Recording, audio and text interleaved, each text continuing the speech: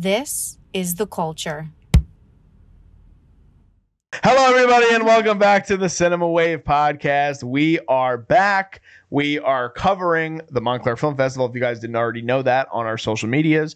And today we're going to be talking about the first week of films that we saw. I am one of your hosts. My name is Darian Scalamoni. I am joined by Liz Seiko. Hey, hey. I'm also joined by Zach Miller. What's up? So we're going to talk about the opening weekend films that we saw. Mm-hmm. The first one we saw was Dream Scenario. One that we've been waiting to talk about see. it. You guys probably are aware that we had a reel that came out a while ago when we were talking about, Liz and I talked about our most anticipated films for the rest of 2023. And I had no idea what this was. Yeah, I mean, I clearly didn't either. For some reason, I couldn't remember the name of it, and I was like, what are you talking about? Yeah, I clearly didn't either because I miscast Adam Sandler in the movie, who was not in the film. But we did have a chance to see it. This was the opening night film for Montclair Film Festival, and we do want to give a shout out to Montclair for giving us the opportunity to cover the festival and be media for this. This has been really big for us. We've really loved the experience so far. We all went to Montclair State University at one time or another. Yes. So it's a homecoming for all of us. So thank you, Montclair. But we're not going to dive too heavy into spoilers or discussion because we'll eventually put out a longer discussion on the channel. Yeah, we'll do no spoilers on this episode, especially because a lot of the films that we've seen haven't actually been out in the public yet. So if you haven't seen any of these, you're still good. Keep watching this episode. Keep watching. Keep going. We're basically going to treat this as like a little bit of a short round table where we talk about the films that we had seen as well as just our overall thoughts on the festival so far and what it was like being back in Montclair for all of us. Yeah. So what do you guys think of Dream Scenario just as like an opening night film? Because I feel like for festivals, opening night is the big kickoff. They want to get a lot of attention going, get a lot of excitement built. Do you think that overall this was a good film to kind of take a step forward with, or what were your initial thoughts? This festival was really cool. Doing Dream Scenario as an opener was really cool, and I know they mentioned that too in the Q&A seminar. Mm-hmm. But they wanted to go for something bold. They really have a good wide variety of films that they're showcasing at Montclair, and it's always great that they were able to bring out a lot of the creatives involved, a lot of directors, people in the community. Patrick Wilson is a resident, and Stephen Colbert's wife is the president of the actual foundation of the Montclair Film Festival, which is really cool. So she was there. She was representing. Stephen Colbert is involved, and he'll be there at some point too. But this was just a really welcoming festival. This is the first time that I've attended it. I don't know about you guys, but this was a fun experience for just anybody who enjoys movies, and it's still got that small town vibe of let's sit in a theater and then let's just all like talk about stuff. They had an after party. It's a very film community in Montclair, which I honestly knew it had its bubble, but I didn't think it was this big, and I was really surprised about that. Mm-hmm. And it was very cool to see how it's growing over the last couple of years. So yeah. DJ, what did you have to think about it? Yeah, I was going to echoing what you just said too about Montclair in general. It's like a cinephile town, which is really cool. And it's a very artistic town.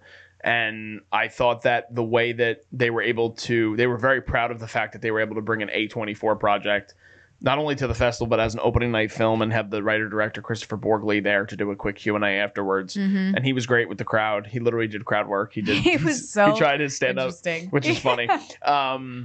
But yeah, I thought this was a great opening night film because it brought out so many different types of people. So you have like the real cinephile film nerds that are like big on Letterboxd, and they're excited to see an A24 film, an art house picture. And there was still that vibe. Like, again, Patrick Wilson was in the house to go and support, as was his wife, Dagmara Dominicic from Succession. Yes. They're both also on the advisory board. Yeah, for Montclair Film. So that was cool to see that they were there to support the film as well. There's the Nicolas Cage fans that are all just like, they come out in droves. Die-hard fans. Yeah, but legit, because I actually saw on Montclair Film social media the few days following the film that there were people with like Nicolas Cage stickers and Nicolas Cage shirts that they wore to the film, which is awesome. And overall, I thought that the film had an energy to it that was perfect for like an opening night. It like really, there were really great comedic moments. There were really good dark moments of drama and of like horrific nature. So as an opening night film, I thought it was perfect. As a film as a whole, I really, really enjoyed it. I think we all did. But the viewing experience was really great for me. Liz, what about you? I loved it. Yeah, when they were first starting, like the opening night speeches and like thanking the audience and thanking all the staff. I think Tom Hall is his name, the artistic director for Montclair Film, was like, I know it's a little risky of a decision to do like a dark comedy, but here we are. And yeah, I thought it was just a very funny, different film, because sometimes I feel like they try to go a little bit too art housey with the opening film. And this, like you said, DJ, like it was for everybody, and I think everybody could take something out of it that they enjoyed. So I thought it was a great kickoff film. Yeah. Is there just overall thoughts on the film? Do you think that this is something that do you want to give some broad strokes on what you liked about it without giving away too much? I would say this is Nicolas Cage's maybe best performance I've ever seen. Wow. Yes, big time praise for an Academy Award winner.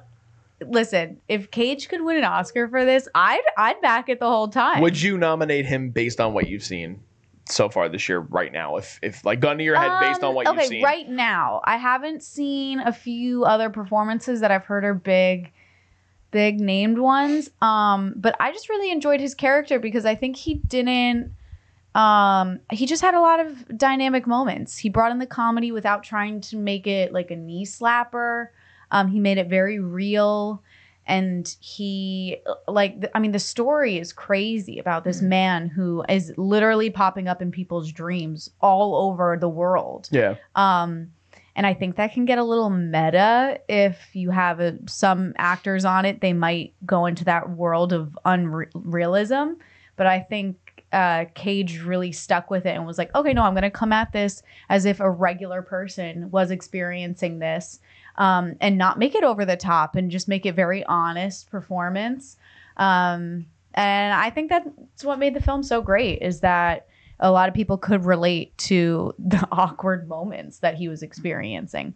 I was going to add, yeah. I'm sorry, go ahead. No, it's okay. Go ahead. I was gonna say, go Zach. to kind of add to what you were saying too, he leaned into that hilarious wackiness that he can bring to a lot of his roles that not a lot of actors nowadays can do. He just has that flavor to himself and his charisma that is just so eccentric and so out there that you're like, wow, is this really how he thinks? Or he is a chameleon in a lot of ways too. He can embody so many different roles and personas.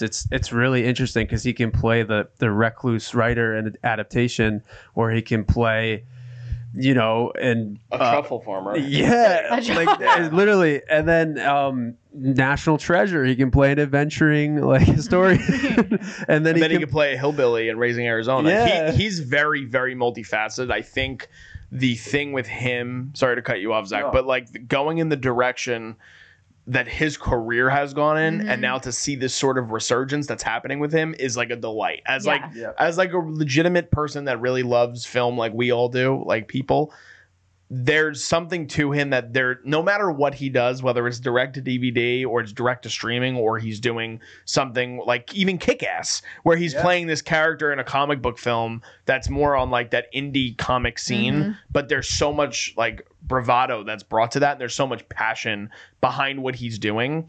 That's what I appreciated about this, because I do think he was eccentric too, and he had Cage-isms. Yeah. But there was so much of his character that was just like, oh, that's that weird dude. That's my weird professor. Yeah. You he just completely embodies this shrunken human being, where he's just like, oh, that professor that no one takes seriously, and then he finally has a purpose in life, and then everyone kind of respects him at first, and then things happen. But also what you were saying, Liz, a little while ago, like earlier in the year, he just pumps out movies because he likes making movies. That's it. I think he's just one of those people that's like, he finds a kernel in a script and he latches onto that kernel and is like, I don't care if anybody else hates this. I like it, so I'm gonna go do it. He reminds me very much of like Tilda Swinton a little bit, of that they both do, just all of a sudden they pop up in a movie and you're like, wait, what are they even doing here? They're just willing to do anything, which I think is really cool. Yeah, they're very similar just in the roles that they pick too, because sometimes they are in very like B movies, and then all of a sudden they're a super side character that you didn't even realize they were gonna be portraying. But then they deliver great work at the end of the day. It's super interesting to watch. I mean, not every performance is A++, but they're always giving something new and nuanced. Yeah. I think the chemistry between him and Julianne Nicholson was really great too. I want to dive, like I said, we'll put out a full review where you guys can hear our full thoughts eventually. And Christopher Borgli, first stateside film. He's Norwegian, correct? A Norwegian filmmaker. I would love to see what this guy could do with a bigger budget. I agree. Because I think that he has such an inventive sort of mind and brain that I think he could do whatever he wants to do, and he can make it really exciting and really different. So all in all, I thought we had a really great first night. I loved it. At Dream Scenario. I thought like you had asked, Liz, I think it was like pretty much the perfect opening night film, even though Tom was a little nervous at the jump. I think that I don't know, I couldn't gauge from fellow audience members, but I felt like a lot of people were satisfied with the movie that they got on opening night. I heard a few rumbles in the audience of people not fully satisfied with the ending, but that was just a few people that I heard. So I mean, I liked it. I thought overall it was a great film. I also I think there were a lot of themes in it that people maybe going into it aren't expecting that it's going to be touched on, which I like. I like when you go into a film not fully knowing what it's actually going to be about, and then when you're watching it, you're like, oh wow, okay, this is a huge point of view that he's trying to talk about and make the audience walk away with a new opinion about. Yeah, or even with something that is filled with so much in the middle of it, but then you walk out with a relatable message and theme. Yeah, that takes a lot in a writer to be able to sort of, because this movie has you on whiplash a little bit. It throws you in a lot of different directions, but it really brings you back down to earth in a really satisfying conclusion, I felt. Yeah. Really good commentary on celebrity and. Yeah, and in a comedy too, you don't want to overdo the satire on cultural things and stuff. Like, people really double down on stuff a lot lately in cultural comedies, or just let's do a selfie of this movement. They do all those really odd, off-putting modern takes on stuff, and when it's overdone, it's not good. But in this movie, I felt like it just landed at the right spot. So, but like you said, we'll go into more details on that. Yeah. So should we jump to let's our second one? I mean, I'll rewatch Dream Scenario. I feel like it's one of those films that I'll be getting it on Blu-ray. Yeah. I love my Blu-ray. Okay, like a steel book. I love a steel book. I definitely don't have Blu-ray, but because I feel like you can't say that about every film. Sometimes it's all right, one viewing, got it, good. This one I actually will rewatch. Yeah, me too. Okay, let's jump into some of the other things that we've seen in the first week. The other one that Darian and I saw why don't you talk about it? So we saw, so this was this the second night? No, it was Sunday night we went. This was the third night. Yeah, the third night of the festival. Yes. So Sunday night, Liz and I had tickets to see Alexander Payne's The Holdovers, which is basic premise is Paul Giamatti plays a very cranky sort of history professor at a high school prep school for boys, and it showcases. It's basically a three-hander. It showcases the relationship with him and a young student there. Excuse me, and Divine Joy Randolph's character, which she plays the cook at the school, whose son, and again, this is not giving anything away, her son passes away in war, and he used to be a student at the prep school. So, we saw this film Sunday night. Definitely different atmosphere from opening night. We, I think it wasn't completely sold. I think Dream Scenario is probably sold out for opening night. Because they had the after party. Yeah, they had the after party too, which we didn't go. We didn't unfortunately have a chance to go to. But so it was a different vibe for sure, and it was really cool because I sat down in my seat and there was a guy next to me, not like directly next to me, but a couple seats in between, and he like turned to me and he goes, "I love Paul Giamatti," and I was like, "This is exactly what I want." You're like, this is what I've been wanting. Yeah, I was like, I want a casual moviegoer that's because he like just bought a ticket to just come see the movie at Montclair, which is awesome. This movie is one of my favorite of the year. It's probably my favorite Alexander Payne movie ever, which I love The Descendants, so I was surprised to even say that. But this whole viewing experience to me was like exactly what I needed at the right time, and I think it's his highest rated movie on Rotten Tomatoes ever. And I think it might be the highest of the year. I think I might have seen that it's the highest of the year on Rotten Tomatoes right now with critics. Is it really? I think so. So wow. Now you might have to fact check me on that, but so we saw it Sunday night. I loved it. Do you have the name of the young actor in it? Because I'm forgetting. Yes, I have it up. Do you know it off the top of your head? Zach, go for it if you know. Is this a quiz? Is it? Dominic Sessa? Well, you're right. Okay. You're okay. on. I mean, right. wow. I didn't even see them. This is his first Good performance job. ever. Like on IMDb, you look at his IMDb page, it's the first credit. He's never done a short film. He's never done. So I thought he did a really good job handling a lot of the weight of the script. Because I really do feel that it's a pretty even three-hander. Each character gets their own wrap-up. Yeah. And their own arc that is basically completely closed. So I thought he was good in it. Paul Giamatti, I think, is a shoo-in for an Oscar nomination. And if he doesn't get one, then I'm going to be pissed at the Academy, truthfully, honestly. But Liz, go ahead, give me your take. Yeah, I thought it was a good film. I enjoyed it. I think what I was missing compared to you was maybe that emotional connection. Because at the end, they really do try to have that emotional arc go on, and a part of me thinks that I just didn't connect with the main the boy character as much, and I think it's maybe because he is a more green actor, and so I kind of saw through a little bit of his performance. I think a little bit in the beginning he leaned too much into being like the asshole character, which made me not as empathetic. But overall, I mean, Paul Giamatti was everything in this film. Yeah. I think his performance alone carried this film a lot of the way. And then him and his relationship with Divine Joy, right? That's her name? Yeah, Divine Joy Randolph, yeah.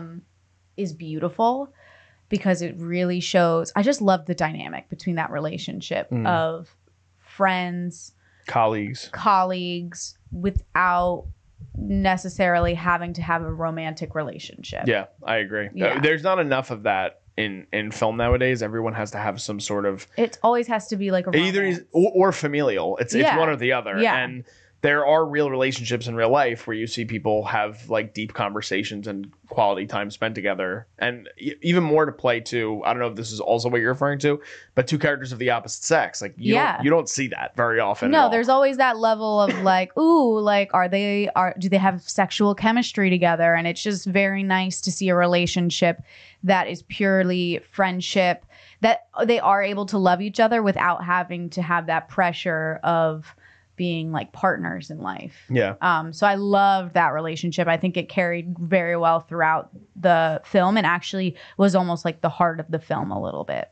But yeah, I thought it was beautiful. I thought that artistically it was great. Like beautifully shot, beautifully set design was great. The costumes, it just felt I felt like I was back in like that time frame. Yeah, it put you in a time capsule in 1970. Yeah, absolutely. I thought that they were able to capture that, and even with the little things, we talked about this when we were leaving the screening, like they do the old school Miramax sort of logo bring up, which I think, Zach, we've had conversations about things like that too. You really like those little details. Zach, unfortunately, has not seen this movie. He's really looking forward to it. So jealous. Did we sell you on it? Yeah, I mean, I was in, and you guys keep getting me in. It's very fast paced too. The script, it's really very witty. So the movie runs in at 2 hours and 13 minutes. And I didn't feel like, because I was thinking about this afterwards too, because I mean, you guys will see in the review, but it's going to be a high score. But for me, I was like, is there any way that I could like really critique this or things that I really didn't like? And first thing I looked at is the runtime, because anytime you have something over 2 hours, you're like, all right, are there things we could cut out of this? I didn't feel like there was anything you could have necessarily or you wanted to cut out of this, because even if there are certain little moments that happen between Giamatti and Sessa's character that you can, because they have a lot of time together, a lot of on-screen time together.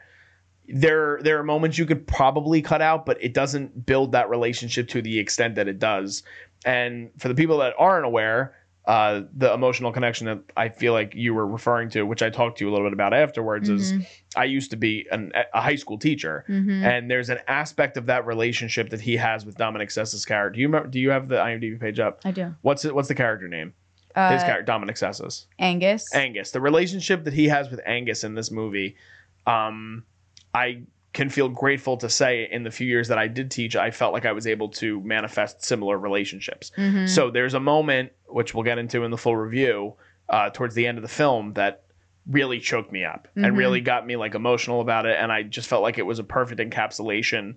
Also, not only like the relationship you were talking about with Giamatti and Divine Joy Randolph's characters, but his relationship with, I forgot it again. What's the character name? Angus, thank you. His relationship with Angus Tully. Angus Tully, yes. His relationship with Angus is a really great portrayal of what like great teacher-student relationships look like in my eyes. So that was something that like I felt a very personal connection to, which I think might probably boost my score a little bit more than you. I wanted it to like make me cry and like tear up, and I was ready for it, and then I just didn't get there. Has anything this year made you cry or made you feel that way? Past Lives. Past Lives. Well, Past Lives is a good one. Lives. If you guys didn't already know on this channel, we love. And that's what I wanted. I kind of wanted it to be like, oh my God, like me walking out of the theater, like wiping my eyes. But it is, and it's also a different sort of thing they're going for, obviously, too. One's a romantic film. Yeah. One is a coming of age sort of dramedy. But I felt like they were building it up to that point. Like I felt it. I was like, ooh, okay, they're gonna get to a point where okay, I'm gonna feel emotionally like affected, and I just feel like the actor didn't get there fully emotionally. I think that's a fair point. He's like you said, he's very green. I mean, great work. He carried a whole film practically. He reminded me a lot of the guy. He reminded me a lot of the kid in White Lotus. He looked a lot like him too. You know what I'm talking about? No, wait. In Michael Imperioli's son. Yeah. In the most recent one? Yes, the most recent season. And he looked similar to him, like similar build. One is more Italian, obviously, than the other kid. But Dominic Sessa, I mean, that's a real Italian right there. Like, that's a legit Italian name. He gave me Ezra Miller vibes. Yeah. I don't know if that's the vibe. I don't know. He gave me that vibe. See, I didn't get that from him. That's the vibe I got. Apparently, he was discovered by in a high school program when they were location scouting. Like a prep school? in a drama program. Yeah. What a dream! So, that's what all high school drama kids dream of, is being picked out of the crowd. Well, Rachel Zegler. Yeah. Who did West Side Story? Similar. Also, although she auditioned. She's a Jersey native. She auditioned. She did. Mm-hmm. She did. But she was in high school when that. Yeah, wasn't she? I think she was in high school. Was just she was close. Yeah. But some people are good. Beautifully directed, beautifully written. Yeah. I really hope he gets a screenplay nomination. Based on right now, I would like him to get a Best Director nomination. I don't think he will. I think the field is too strong. Mm-hmm. I think there's other ones. Yeah, I think there's other ones, but this was one of my favorites of the year for sure. Zach, I want to hear. I know you didn't see the film, but I want your anticipation. Yeah, I want your anticipation for the film. Okay, so I really like kind of what you guys are saying. I love period pieces like that. I really like intimate, character-driven stories. Same thing with the relationships. I like ever since my first interpretation of it was like, oh, this is another Dead Poet Society where a teacher is fostering these kids. He's giving them life lessons. He's giving them important relationship stuff, like, and obviously they have their own personal lives they're navigating. So that was my impression from the trailer. I was also happy to hear just from you guys now that Divine Joy Randolph has more of a role in it than the trailer, because the trailer, she wasn't really in much of it. And I kind of figured it was Giamatti and Sessa like the whole time, but that's good that it's a three-hander. Yeah, I would say like if you had to break it down by percentages, I mean, I'd have to think about it. I'm not a math person. I think that she probably gets it's definitely a three-hander as a film. She probably gets a little bit less time than they do. Okay. But it's a true supporting role. It's not like coming on screen for 20 minutes and not having any story or any arc. Yeah. Like you see, she has a really great emotional scene towards the middle of the film. She has great moments, and I think she started as a stand-up comic. She has really great moments of comedy, with Paul Giamatti. So I think you're gonna like it. I hope you do. Like I did. I hope you get something out of it, like I did. But I'm really excited. I hope you get something out of it. Liz, you didn't dislike the movie. No, I liked it. I just wanted to like it as much as you did. Like, there's a level of me being like, oh, I didn't love Barbie as much as you did. Yeah, I guess. It happens. You don't like comic book films, and we still deal with you here. We put up with you. Yeah, we put up with you. No, that's jokes. Yo. We love you, Liz. Do you want to talk about the film that you saw, or you want to save that for next? No, I'll talk about it now. I actually just saw, I was just at the film festival last night where I saw a documentary called Four Daughters.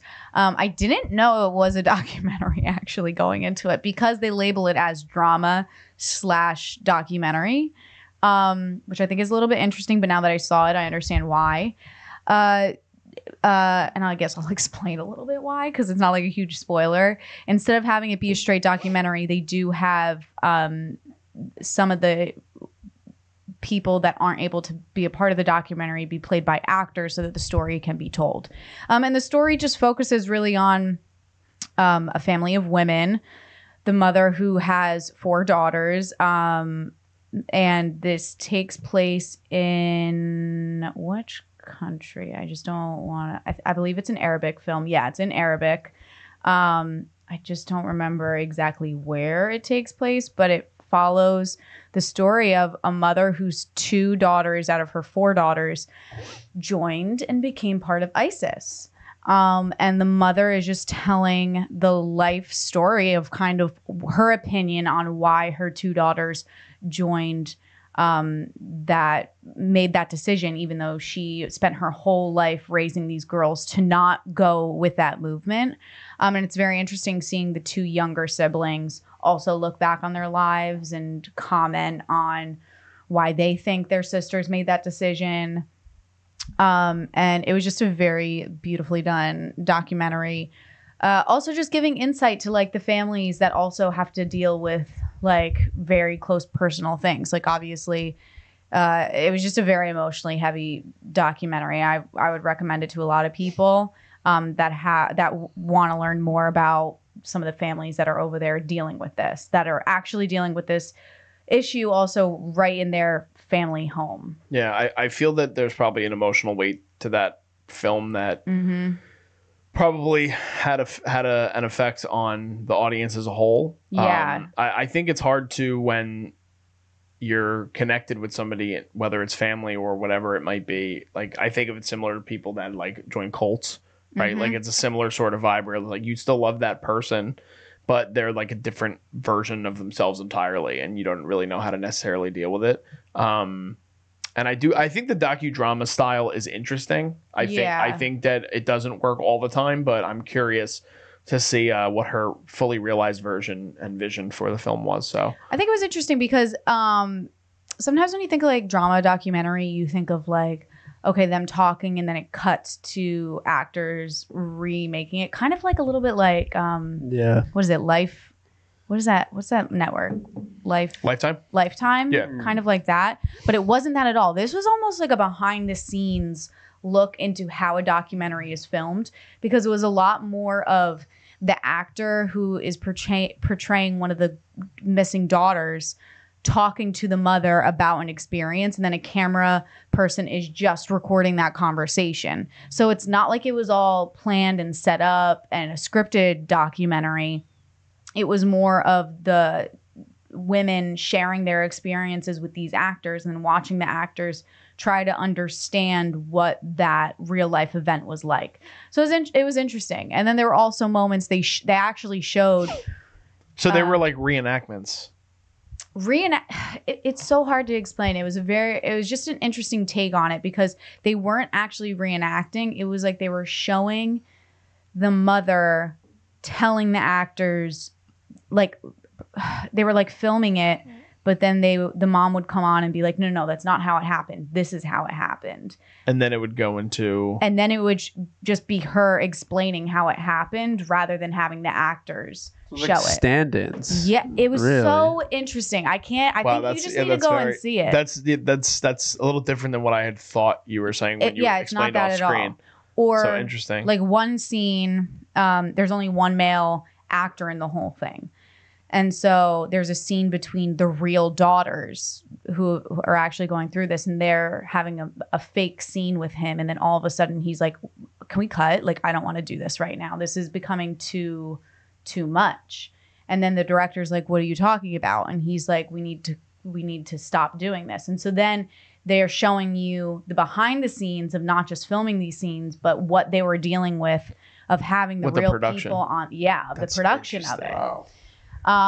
So that was interesting too, because then there's, morally, they kind of got into the morals of documentary also, of here you have these women reenacting their real lives. And it's like, is that a little, what word am I looking for? Messy, yeah, like muddy, like murky water. Like you're getting, yeah. Yeah. And so they talk on that too. Like, is this a level of like should they just go to therapy instead of us having to do this right now? Like, this clearly is a very emotional, taxing moment, and maybe we shouldn't be filming them talking about this. But then it's the women saying like, no, we've signed up for this.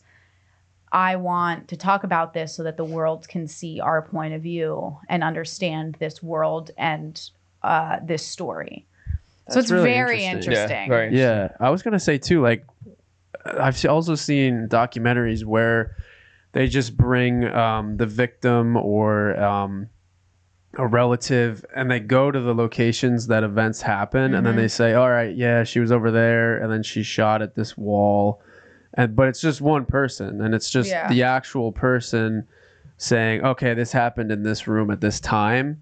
So when you add a layer of actors to that, it does seem like, what is the purpose of that in a way? Like, what does it really emphasize the story that you're trying to bring light of any easier, or is it a creative choice? And then it goes into like, are you trying to be an artist around an important story and do something that's bold when it might just be informational and it deserves like facts, I guess. Well, I think that's also the question with documentaries. Like, are you going into this just to tell a story, or are you trying to curve that story to make it like marketable?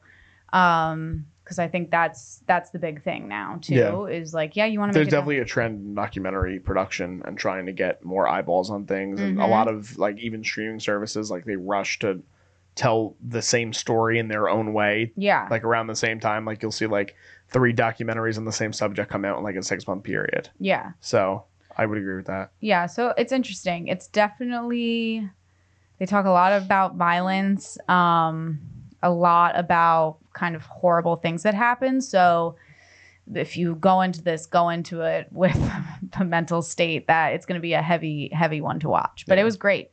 The director was there at the end of it. They did a small Q&A. It was beautiful. Nice. Anything else we got to cover? Well, you got to see it in the brand new Claridge seats, I right? did. Shout out to the Claridge, because you guys went there when we were in college, right? I feel like I did. I just don't remember.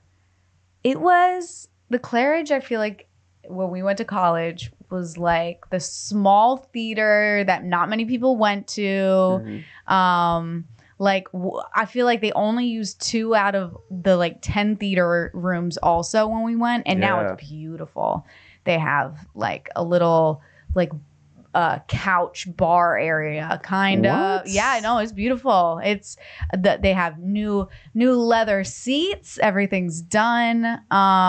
They have a whole area actually for Montclair Film that's connected to the Claridge, where they have like merch that you can buy and stuff like that too. It's really nice. Let's buy some merch. Cool. Yeah, I want to buy some merch. I gotta buy some merch. Yeah. That's awesome. But yeah, Claridge very is cool. cool. It's beautiful. So we've had an awesome experience so far with Montclair Film and the Montclair Film Festival. We're very grateful, like I said earlier in the beginning, that they gave us this opportunity to cover some of these films and even some of the big industry films that are going to be coming out later this year that might be an awards consideration. And we're excited to talk about them more with you guys over the next couple of weeks. Make sure you guys are checking out on the Instagram. We're putting out content all the time. Probably going to put out some short form content for all the films that we're seeing, as well as the full-fledged podcasts in due time. We also have the blog, cinemawavemedia.blogspot.com, where we're starting to put out more content again on there. You can follow us on TikTok and on Facebook as well. We are at Cinema Wave Media, and then you can also follow us at _Culture Wave Media on Instagram as well. Just signing off, I am Darian Scalamoni. I am Liz Sago. I'm Zach Miller. And we'll see you guys next time.